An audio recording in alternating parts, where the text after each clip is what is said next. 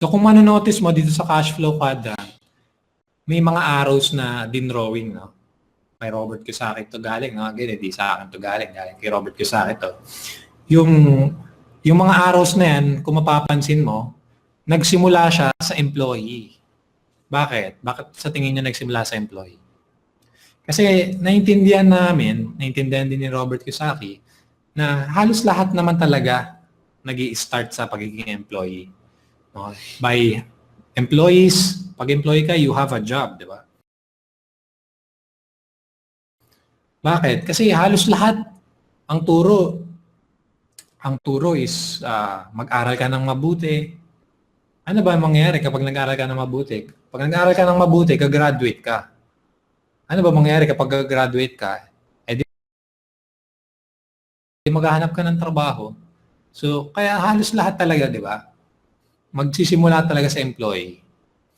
And actually, itong hindi ko pala nabanggit, no? Yung mga tao na, yung mga nasa left side of the quadrant, yung employee at saka self-employed, sila yung 95% of the people. Pero 5% lang ng wealth yun nandito sa left side of the quadrant. Ito naman na nasa right side of the quadrant, 5% lang sila ng population, pero 95% parang ganun ng wealth nasa kanila.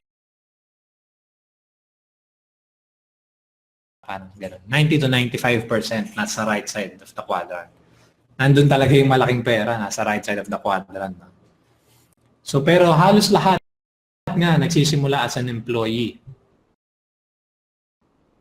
So, ang suggestion niya ni Robert Kiyosaki, kapag ka-employee ka, maging self-employed ka, pagsabayin mo. Do something on the side na, kasi ang kagandahan nga sa employee, meron kang meron kang guaranteed income. Meron kang 15-30 na sahod.